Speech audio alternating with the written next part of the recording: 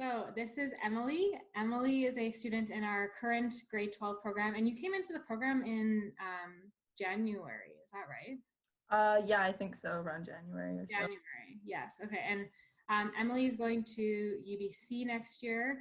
And since joining the program, she has recently found out that she's won a $40,000 scholarship, which is huge. And we're super happy for her and super proud of her. But we're going to get Emily to basically share her experience of like what the scholarship journey has been like for you over the past year since being in the program and even before that. So thanks, Emily, for being on. Yeah. So for me, I'm really busy. I work like pretty much full time on like our dairy farm, and like I'm pretty committed to rugby and everything. And so for me at the beginning, I was just kind of like Googling scholarships before I joined the program, and I was trying to like siphon through all of them and figure out what was worth applying to and what was not. And I just found it really frustrating not being able to see anything that I could apply for or I didn't think I could apply for. And it was super time consuming. And I found that really overwhelming just having to go through all the scholarships that are online. And so with using GrantMe as a tool to be able to help me go through all that a lot faster really helped me maximize my time between sports, schooling, working, and applying for scholarships. Right. So that was back in September, right? So if we're going, because you only joined in January, so you got into September of your grade 12 year, and you were like, I should probably be applying for scholarships. But from what you just described, it was kind of like, what do I apply for? Like, which applications do I prioritize? How do I put together a good essay? Is that kind of right? Yeah, kind of like that. And even just finding scholarships too, I find is really hard because there's so many high competitive ones that are advertised at like the very top of your Google search, but then it's hard to find the ones that you have the best chance of actually winning. Right. Yeah.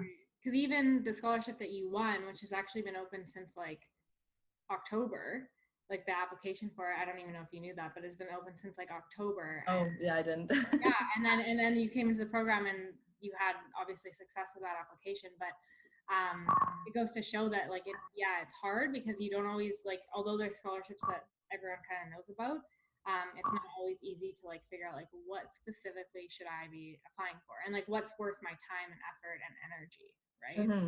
So yeah, no, that's exactly it. So how did that change? Like, what has the process been like since you came into the program in terms of like the structure of like the application process for you? Like, how has that changed? It's definitely a lot more manageable. I can apply for way more than what I would have before because now it's saved me a whole bunch of time from having to go through all those scholarships. And so now the essays that I'm writing are going to be more specific to the scholarships too, just because of like the whole editing process and stuff. Right. So that's really helped out quite a bit since I've joined the program.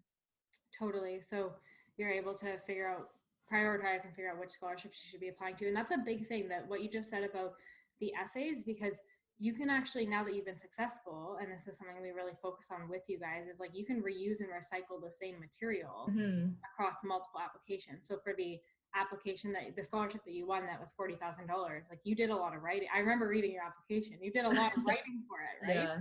And so for you, it's like the ability now to reuse and recycle that material is going to save you like a ton of time, right? Yeah, exactly. Yeah, exactly. Totally.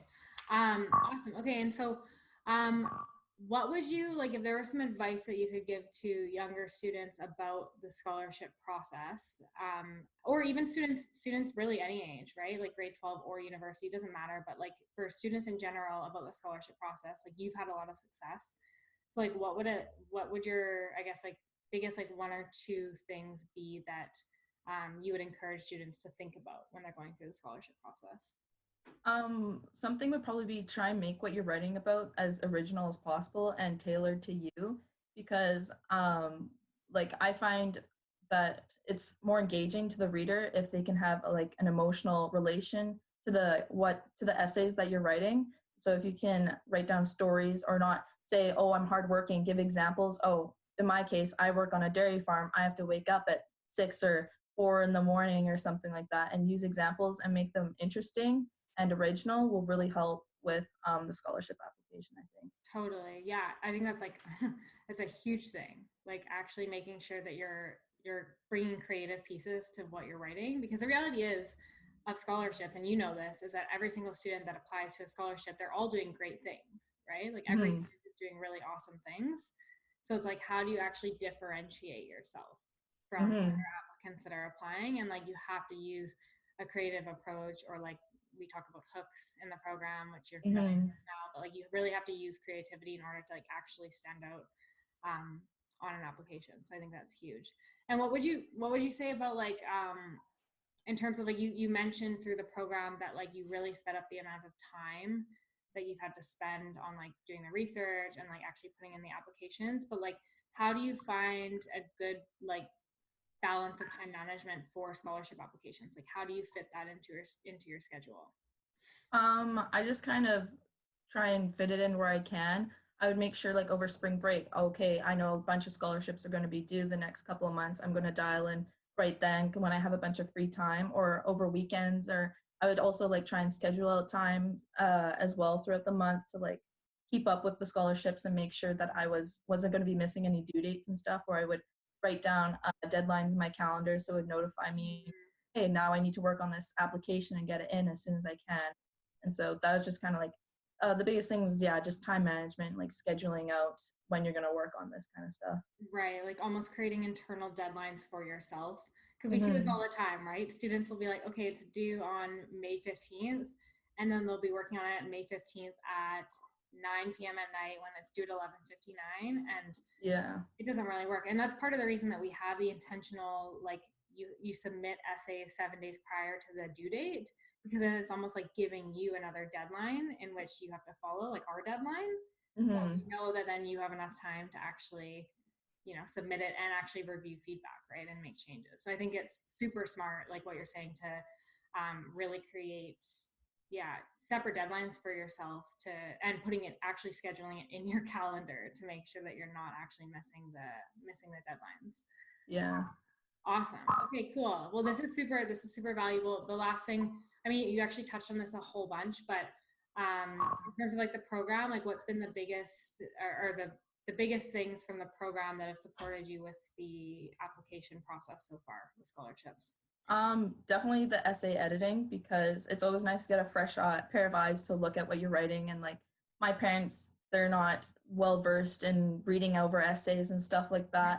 And to be able to have someone that is educated in that area and knows how to make the best of what you're saying, especially with word limits with applications, I always have a tough time because I want to ramble on and say a bunch of things, but I can't say it in a certain amount of letters, or not letters, words. And so to be able to have someone to like go over it, make sure that every word counts and that it's as well written as possible has like made a world of a difference, I think. Yeah, it's huge when, especially for a student like you, when you have a whole bunch of things that you could write about, and you're like, I need to write all of this in like 600 words or less. It's like really, Mm-hmm. really hard to do. So, um, yeah, that's awesome, and we appreciate that you appreciate that as well. Um, awesome. Okay, well, I think that's everything. I think that's like super helpful for students that are about to go through the scholarship process, or that are like looking to go through the scholarship process. I think for a lot of students, it seems so daunting that they just never start.